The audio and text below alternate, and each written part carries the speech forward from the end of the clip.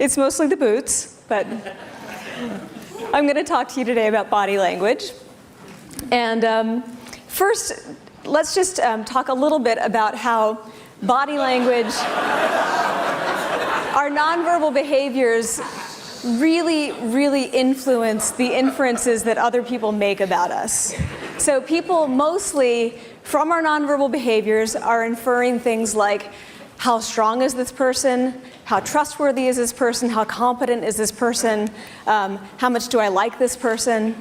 And these inferences are responsible for really important outcomes. And we make them quickly, sometimes in a split second. And inferences from nonverbal behaviors like, how smart do I think this person is? They predict things like election outcomes. They predict who gets hired, who gets promoted, who gets asked out on a date. So all kinds of outcomes are determined by nonverbal behaviors, and that process happens pretty quickly. But I'm going to focus today on specific nonverbal behaviors. And before I do that, I want to ask you right now to think about, what are you doing with your bodies? So how many of you have your arms crossed or your legs crossed or even your ankles crossed? How many of you are making yourselves smaller so that you don't bump into the person next to you? How many people are sprawled out and actually have their arm draped on the chair next to them, or their knees spread? So I want you to pay attention to that. And I hope that in 10 minutes I'm going to convince you that if you tweak your nonverbal behaviors in really pretty easy and simple ways for a short period of time, it's going to make you feel more powerful through physiological changes in your body. So that's what I'm going to talk about today. So here are some examples of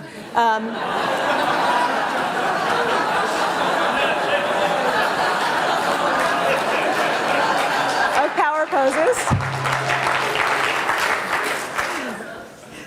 So what I want you to note about these is that they are all very open and expansive. So those are the two sort of criteria that determine whether it's a power pose, whether you're open and you're expanding your body. All of these, I think, are examples of power posing reflecting power that you already have or a victory that you feel. So people do this, I mean, this is very common after victories. They put their arms up, or when you're generally feeling powerful, you're more likely to do something like this. You feel open, you feel disinhibited. So it reflects power. It's also used to communicate power. So I'm sure that you have the LBJ treatment up at the top there. So again, it's making yourself bigger, getting in other people's space, reaching out. So it's used to reflect power and to communicate power. And this is true not just for humans, but also for non-human animals. This is just one example, but you have primates who will bulge their chests to make themselves bigger. The peacock fanning his tail feathers. You have even cats will idle sideways and raise their back to make themselves look bigger. So this is common across both human and non-human animals. Now, on the other hand, powerlessness is reflected and communicated through these contractive closed postures. So this is a very sad, powerless person, but this is an example. And it really is just everyday things that you do, like crossing your arms, also touching your face and touching your neck. This is really communicates powerlessness. Anything that you do that makes you smaller, and hunching your shoulders. This is about powerlessness. It reflects it and it reinforces it. So we know already that power causes power posing. So when you possess power, whether it's short-term or long-term, or when you're communicating power, you do things like this. You power pose. You do the Wonder Woman pose. But what we wanted to know was whether you could fake it till you make it. So can you do the opposite?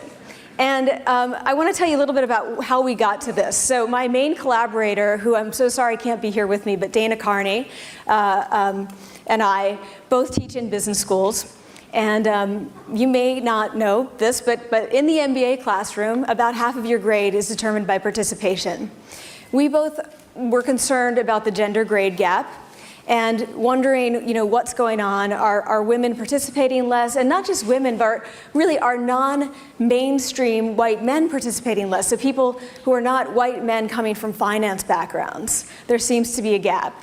And we both noticed that these people who are participating less are engaging in more of these contractive, closed postures. Now, let me just say and acknowledge, of course, it's very possible that you're not calling on those people because they're doing that. But we felt like there was actually more to it, that was not the only thing happening. That if we could get them to spread out, we might actually get them to participate more.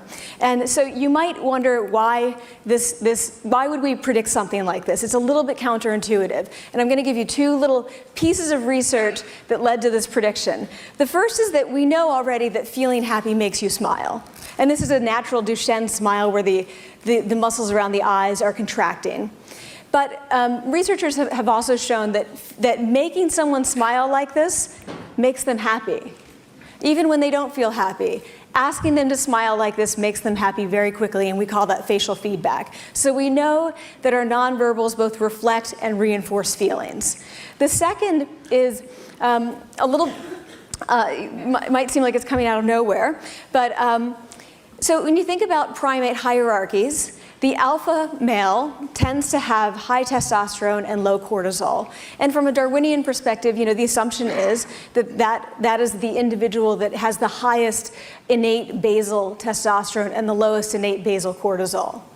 But primatologists have discovered, in the last decade or so, that if an alpha has to be taken over, if an alpha is lost and another individual has to ascend and become the alpha, this is what they find. Over just a few days, that individual's testosterone rises and his cortisol drops. Similarly, if for some reason a primate is pushed to the bottom of the hierarchy, you have the opposite. His testosterone decreases and his cortisol rises. And now, let me say a word about testosterone and cortisol. Testosterone is what we call the dominance hormone. It's related to confidence, dominance, aggressiveness. Cortisol is related to stress. So obviously, lower cortisol means you're less stressed out, both in the moment and over the long term. It really can sort of erode your health over the long term. And low cortisol testosterone is clearly associated with power. We've known that for a while. Cortisol is associated with low status if your cortisol is high. So therefore, it seems to be that this endocrine profile of high testosterone and low cortisol is the best neuroendocrine profile for effective leadership. And indeed, in the last year, researchers have shown that the best leaders have relatively high testosterone and relatively low cortisol. Because what is that? That's a confident person who can go into a stressful situation that's competitive and still feel confident and not react to the stress. So you want a calm, confident leader. So we felt that it's possible that if you can change a role, like taking over the alpha position, or maybe taking the corner office, it's also possible that you could just change people's feelings of power through these minimal changes. So let me tell you what we did in this study. So first, people come into the lab. So let's take this female participant. And we first take a saliva sample, and that's our time 1 hormone sample. It's very easy. They just spit into a little vial. They then, for 2 minutes, take on 2 high power poses. So 1 minute each. They're just asked to sit in these certain positions. They don't look at pictures because we don't want to prime them with a concept of power. We describe to them how to sit. This is just one example of a high power pose. 2 minutes. After that, they fill out some questionnaires. We ask them how powerful they feel, and we also give them an opportunity to gamble. Because when people feel powerful, they're much more risk tolerant. And this is a gamble where they are endowed with $2, and they can roll a die and have a 50-50 chance of increasing that to $4. So that's our risk tolerance measure. And then we take, after about 17 minutes, which is the right amount of time between these time 1 and time 2 samples, we take another hormone sample because we want to know what their baseline levels are. Half of their participants are randomly assigned to that. Half of them are randomly assigned to this condition. And in this condition, they take on 2 low power poses instead. Same thing. This is what we find on risk tolerance. We find that the high power posers are significantly more likely to take the gamble. But what's more interesting to us is this. So this is their change in testosterone and cortisol. 2 minutes in a high power pose makes your testosterone rise significantly and your cortisol drop significantly. 2 minutes in a low power pose does the opposite. 2 minutes. And I just want to say, this is in a room alone. So they're not getting feedback. It's not like they're standing like this and people are like, wow, she's really powerful. You know, that's not what's happening. You know, they're not getting that feedback and going, oh, I must be powerful. Like, this is really reinforcing. They're sitting alone in a room. Okay, so you might ask, all right, okay, so you get these effects. So what does that mean, you know, for sitting in the classroom, going into a job interview, a venture capital pitch, going in to make a pitch to potential funders? What do? Do you go in and do you sit like this? Because, you know, I would say probably not.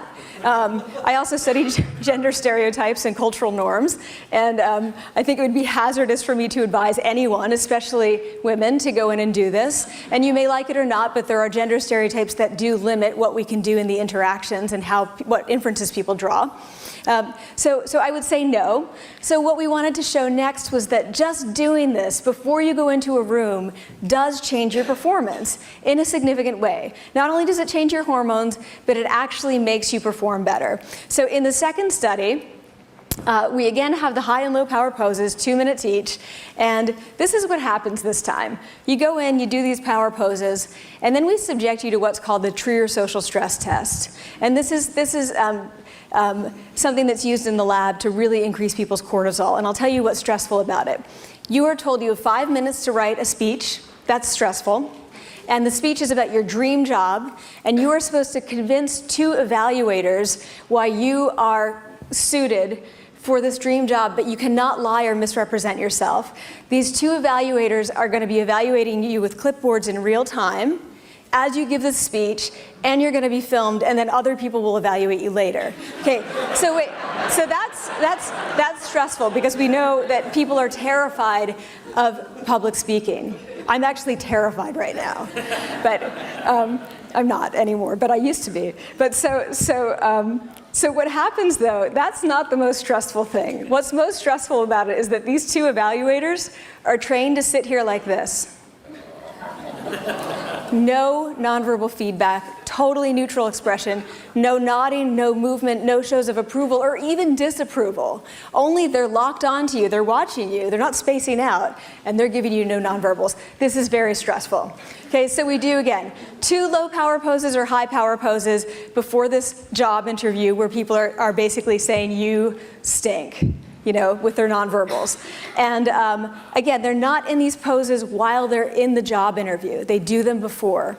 What we find is this. We then take these videos, have 2 coders who are hypothesis and condition blind, code them on a variety of nonverbals, all kinds of performance measures, and we just find these whopping effects. When you do this 2 minutes before and you go in, these hypothesis blind coders are like, hire her. And when you do this, they say, no way, don't hire this person. And this is driven, by the way, by changes in the extent to which these people are engaging and enthusiastic and charismatic. So that's mediating this relationship. So if you pose like that and then you go in, you're much more excited about what you're doing. And that's what's coming across. The content doesn't matter. What you're saying doesn't matter. And this actually, I'm not saying that it never does, but this lines up. I'm actually saying nothing right. It's just nonsense. But you're all like laughing. It's amazing. So, but this lines up with some data that's not yet published, a dissertation by a student at Boston College who looked at 180 venture capital pitches. They were 1 or 2 minutes long. She's a nonverbals expert. She coded them on a lot of different variables. And she found that the 2 best predictors, she also looked at content of the pitches, of who got the VC money, and not many people get VC money, were enthusiasm, genuine enthusiasm, and lack of awkwardness. So if you believe in your idea and you can communicate that, that's what matters. And that seems to be what was coming across in this case. So here are the takeaways. First, in practice, prepare in advance only if it's for a few minutes. Okay, so what do people do before they go into a job interview? They're sitting down, I wish I had a chair, like this, and they're looking at their iPhone. They're making themselves as small as possible. It's the last thing you want to do. Instead, go to a bathroom stall and stretch out. Like, just walk around, be moving, have your feet spread, have your arms spread, be reaching out. If you're in your own office, put your feet up on the desk. No one's watching you. Do whatever you want to do. The cultural and gender norms don't matter. If you have some space that's private, do that before you go into the interview, before you give the speech, before you give the pitch. 2 minutes. Second, during the interaction, you want to expand without dominating or without complimenting. So people tend to do one of two things. They either go in and they think they've got to own the whole room, but really what they're doing is like stealing the room. And people are like, I don't like this guy, So so you want to go into that situation. If somebody has say you go into a job interview and you already have lower power, you don't want to go in and try to be the most dominant person in the room. But the other thing that people do is they compliment. When they go in to somebody who has higher status, they tend to exaggerate the difference by making themselves even smaller. So I want to say, don't do either of those things. Instead, go in and be as big as you can be comfortably. Square off your shoulders, stand with your feet apart. If you have to sit, try to rest your arms on the arms of the chair. That will prevent you from doing this. If you have a prop, sorry, I keep touching this. If you have a prop like a whiteboard or something, put your hand on it or the back of a chair, anything that forces you to stretch out. That's what you want to do when you're in the room without really coming across as super dominant. But here, there's a big picture takeaway that I think is particularly relevant, especially to a lot of what the fellows have been talking about in the last couple days. What other minimal manipulations can empower people? I mean, this is 2 minutes in a pose, and it leads to these outcomes for both. By the way, this is not moderated by gender. This is for women and men, and for people of different races. So what other minimal manipulations can we come up with that are going to lead people to feel more powerful, to feel more confident, to feel more engaging and warm and excited about what they're doing? And I think I'm going to stop there.